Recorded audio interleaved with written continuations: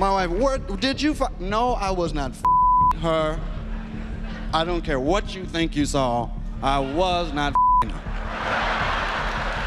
Now you gonna believe me or your lying eyes? You know, my wife says, feel, express your feelings.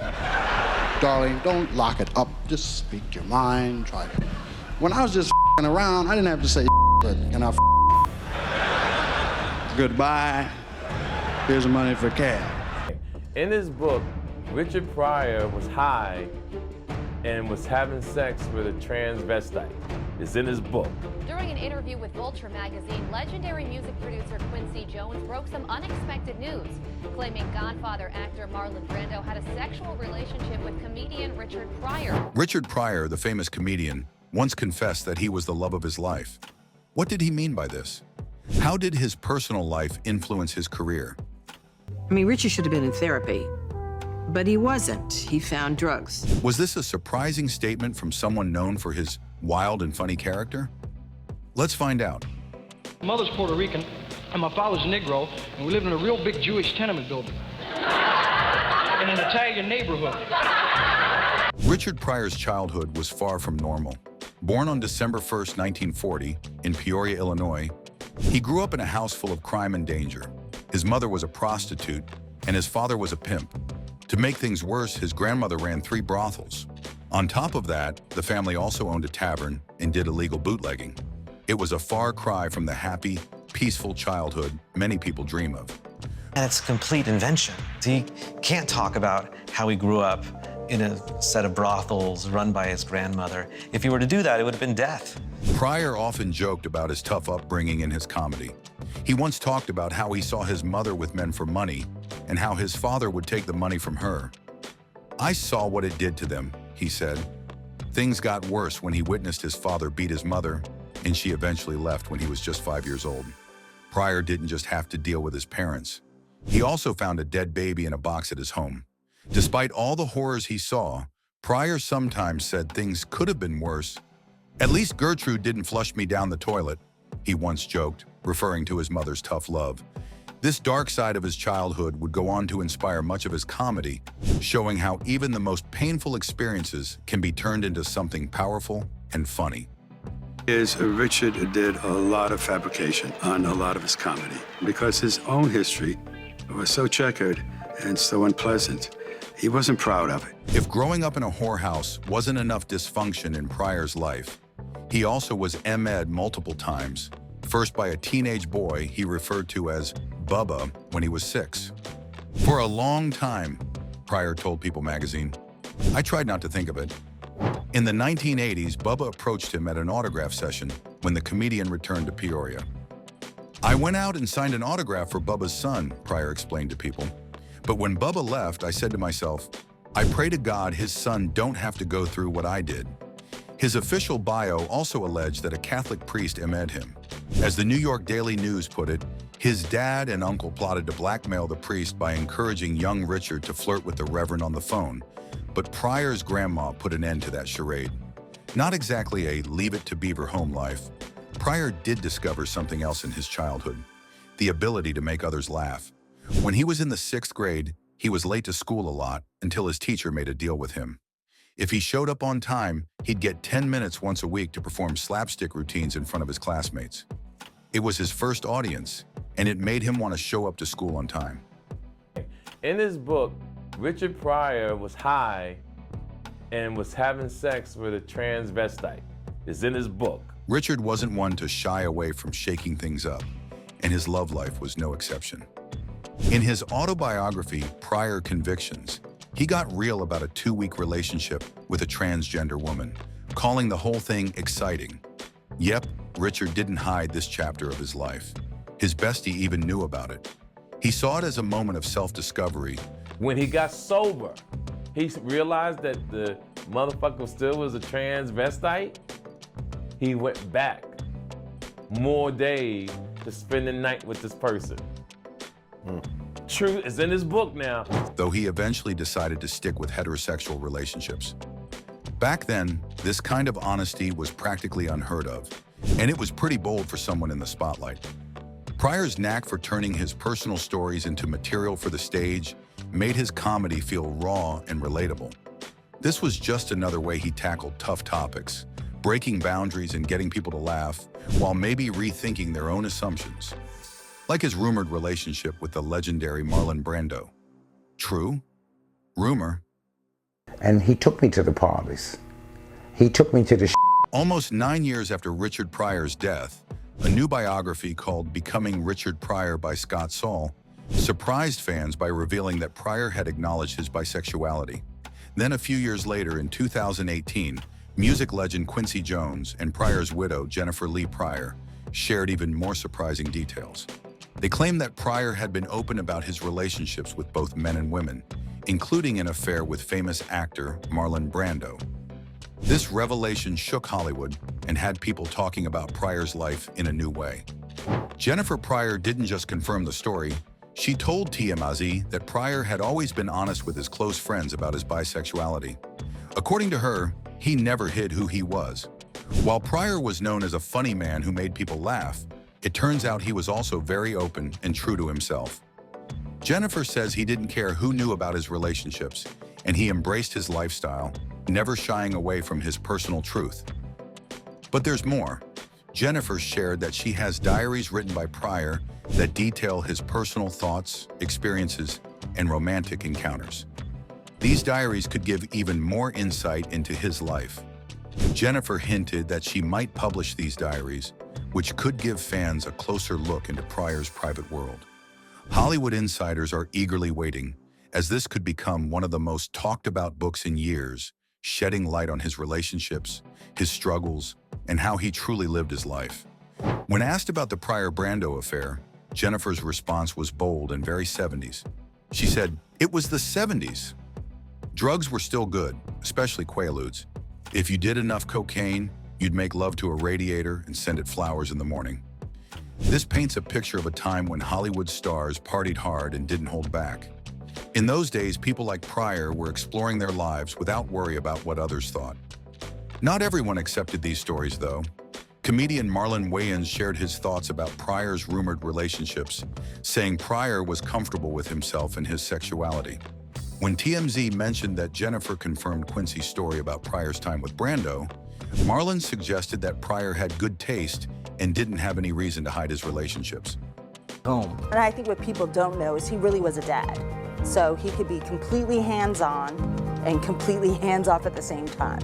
You didn't know which dad actually you might. Rain Pryor, the daughter of the late comedian Richard Pryor, strongly disagreed with the claims made by Jennifer and Quincy about her father. After their interview aired, Rain went on Facebook to express her anger. She called Quincy and Jennifer bottom feeders for bringing up old stories about her dad, saying they were not true. Rain defended her father's memory, saying he deserved more respect. She wrote, "All you who touted faux news and preach about wanting blacks to be represented in a great light and then posted Q's interview are irrelevant and full of your own BS." She was upset that Quincy, who was once a successful music producer, was using the interview to get attention and promote false information about her father. She continued, "Q was once a brilliant music producer who was losing his mind and decided to garner publicity for himself with a sensationalized interview." Rain also mentioned that Pryor's widow, who supported the claims, was just trying to keep her name in the spotlight and hurt her father's reputation even after his death. Rain ended her post by telling her followers she didn't want to hear any more about the interview.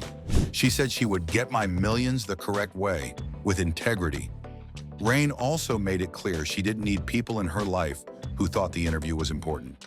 She said, "People who lie or share information to raise themselves up are bottom feeders, no matter how much money or influence they have." Along with Rain's reaction, Marlon Brando's son, Miko, also spoke out against the rumors.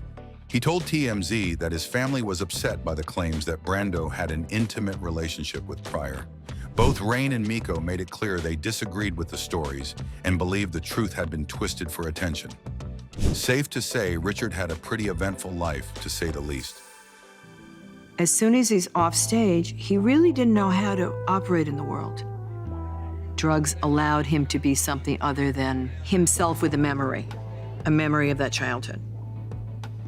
Richard sometimes dismissed the damage caused by his childhood traumas. His future relationships were often chaotic and short-lived. Pryor married 7 times, twice to the 2 of 5 women. His first marriage to Patricia Price lasted for a year, and then he had 3 serious relationships, including 2 two-year marriages to Shelley Bonus and Deborah McGuire. He had 2 children during that time, Renee, daughter of his girlfriend Susan when Pryor was 17, and a son, Richard, with Price. He also had untold affairs and relationships with women, including one with actress Pam Grier, his love interest in the 1977 film Greased Lightning. She wrote in her memoir that he did so much cocaine that the drug accumulated in her vagina. Yes, really, their relationship ended after several conflicts, including some competitive tennis matches where she beat him twice.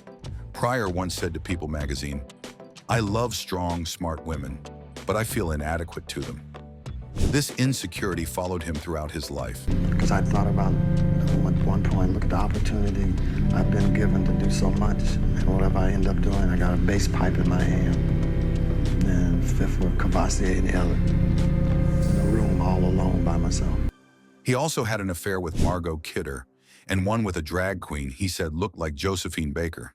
He described the affair in his autobiography, writing, "I discovered that she was actually a he. For some reason, I didn't care. But after 2 weeks of being gay, I went back to life as a heterosexual. And while Pryor had a lot of good qualities, he also was still fighting the demons of his childhood and was prone to fits of rage.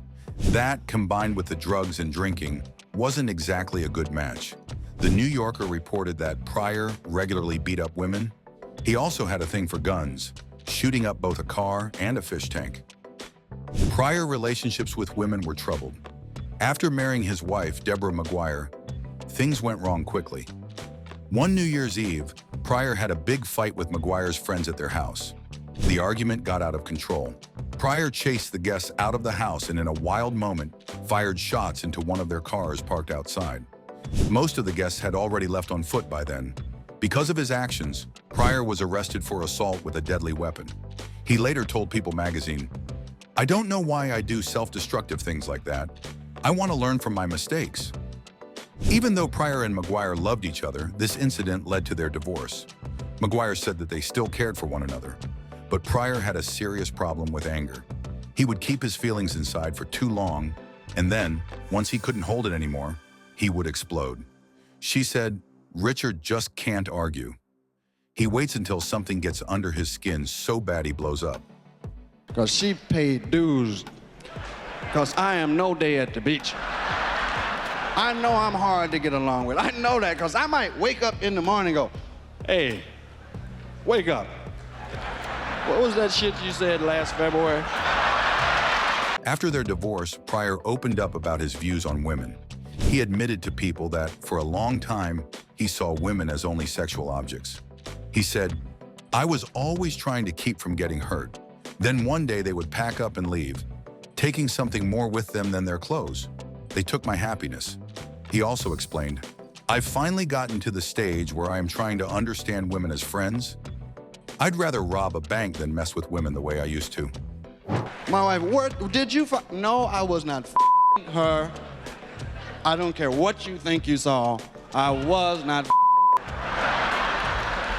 Now you're gonna believe me or your lying eyes." In an interview, Saul, a person close to Pryor, shared that when women got closer to him, they often saw the darker side of his personality. Saul said, just as he had lived in fear when he was growing up, he learned from his childhood that love was tangled up in violence, and he never could quite separate those in terms of his relationships with women. Kathy McKee, who was dating Sammy Davis Jr. when she met Richard Pryor, also spoke about his emotional struggles. She explained that Pryor kept women at a distance. She said, "You couldn't fill the hole. You couldn't. There's nothing you could do. And he wouldn't let you. He wouldn't even let you try. You're not coming in here, and you're not going to save me, and you're not going to rescue me. Forget that." She added that no matter how successful or rich he was, Pryor was unhappy with his life. She paid dues because I am no day at the beach. I know I'm hard to get along with. I know that. Jennifer Pryor once said that she fell madly in love with comedian Richard Pryor the moment they met. She was drawn to his vulnerability and felt that he was her soulmate and the love of her life. Their story is one of the most interesting marriages in Hollywood because they actually married each other twice. Jennifer first met Richard when she was hired to redecorate his house. At the time, she was in her 20s trying to make it as an actress in Hollywood. She had already been in a few small movies and even had flings with some famous men like actor Warren Beatty and director Roman Polanski. But when she met Richard, he was in a bad place. He was sad and heartbroken over another woman and drinking a lot to try to forget about it. Jennifer said that when she walked into his house, you could almost feel the tears in the air. She described Richard as someone who was hurting deeply. This is my about 4th, 5th, 6th marriage, 8th, I don't know. But I remember every woman that I was ever in love with. I remember all 12 of them. I really do. They were wonderful. It's just, I don't know. I've never been able to have what they call sustain a relationship. That's what it's called now. From that point on, Jennifer became a close friend to Richard. She said she was his main woman during those tough times. She saw a side of him that other people didn't always notice. She said women especially connected with Richard because he wasn't afraid to show his feelings. He didn't try to hide his struggles. Jennifer felt that Richard understood the loneliness women sometimes feel and how they can feel like they don't fit in. But even though they shared a strong bond, their relationship was far from easy. Richard had a history of treating his partners badly, and this was no different with Jennifer. They fought a lot, and Richard could be hurtful. In fact, Richard later admitted that part of the problem was that Jennifer didn't back down. She could keep up with him in their arguments, and their fiery personalities led to many heated moments. As soon as he's off stage, he really didn't know how to operate in the world. Drugs allowed him to be something other than himself with a memory of that childhood. Their first marriage didn't last long, and they got a divorce. After their split, Jennifer was interviewed by People magazine. She didn't hold back and said that Richard's semi-autobiographical film, JoJo Dancer, Your Life is Calling, was a vacuous film that didn't show the real side of his life. Jennifer even called Richard out for being abusive, saying that she had the bruises and hospital records to prove it. She shared how Richard once told her that he had grown up seeing men treat women badly, and that this macho idea made him think it was okay to hit women. Jennifer made it clear that there was nothing funny about that. I mean, Richard should have been in therapy, but he wasn't. He found drugs. After their divorce, Richard went through some big changes. He finally got clean. He stopped drinking and using drugs. His career slowed down, and he wasn't performing as much. In 1986, he married another woman, Flynn B. Lane, and they had a son together. But that marriage also ended in divorce just 5 years later.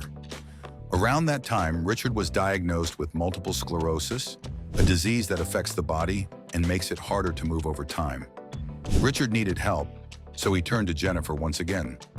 Even though their past was rocky, Richard asked Jennifer to come back into his life.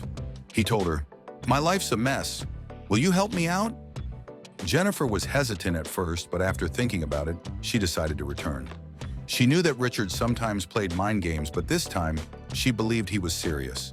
He had hit rock bottom and needed help. When Jennifer came back, she found Richard living in a huge, expensive house he couldn't afford. She helped him move to a smaller place that was more manageable. As Richard's illness got worse, Jennifer took care of him. Over time, they grew close again and decided to remarry. Jennifer stayed by Richard's side, caring for him until he passed away in 2005. Performing in front of Whitey in that time, in that society. We want a clean black man. We want a black man to show everything's perfect. I have a family. I'm better than the rest of the black people. Richard's longtime girlfriend, Patricia von Heitman, once explained his feelings during that time.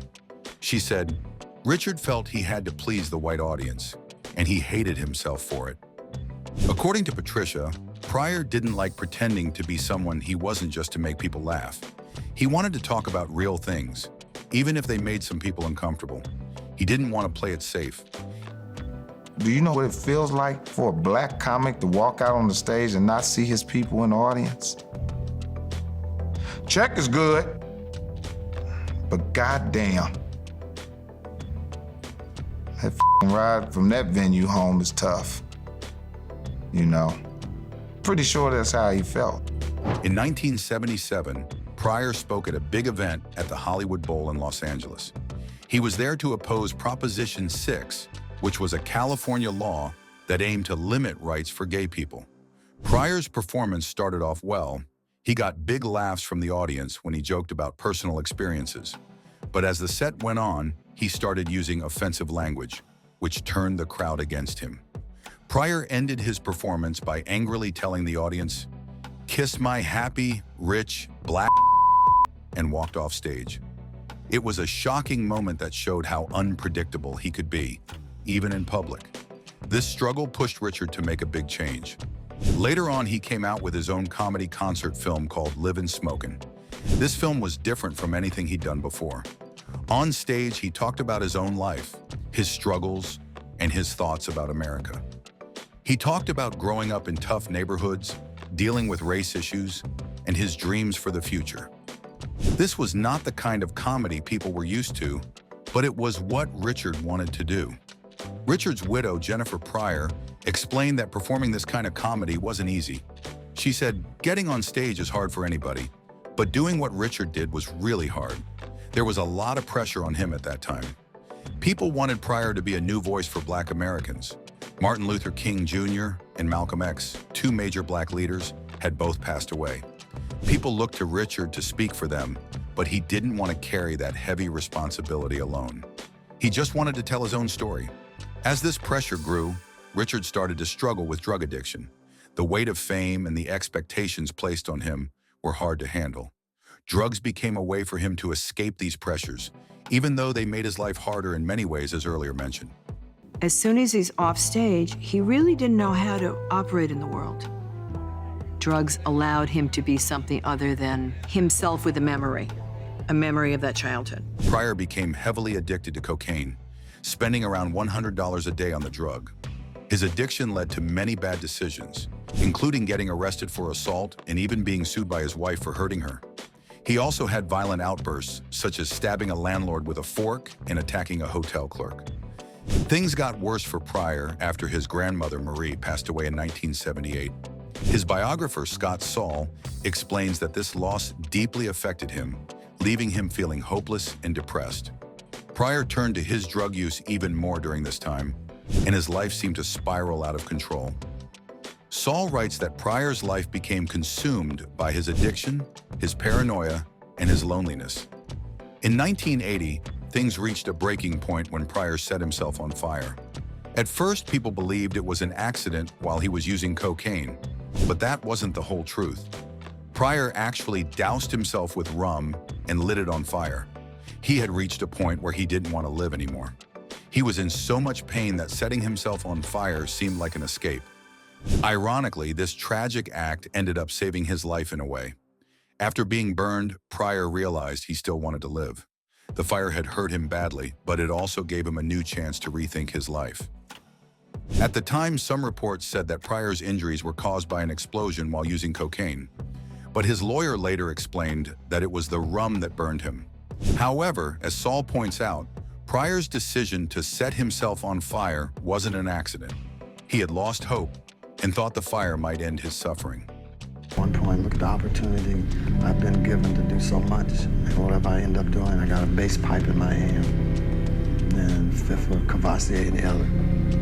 In a room all alone by myself. Loving no one and doubting if anyone loved me. Pryor's life was never the same after that incident. The burns he suffered were severe, and his body was forever marked by the trauma. His shirt, made of polyester, melted into his skin during the fire, making the pain even worse. But in the end, Pryor survived, and he went on to continue his comedy career, though he was forever changed by the experience. My wife says, express your feelings. Darling, don't lock it up, just speak your mind, try it. When I was just around, I didn't have to say but can I goodbye, here's the money for cash. Richard Pryor went through a lot in his life, but he's still remembered as one of the greatest comedians ever. In 2004, Comedy Central named him #1 on its list of the 100 greatest stand-ups. And in 2022, he was recognized at the National Comedy Center, showing that his legacy is still strong and his impact is still felt today. That's why his name will always be remembered as one of the greatest in comedy history.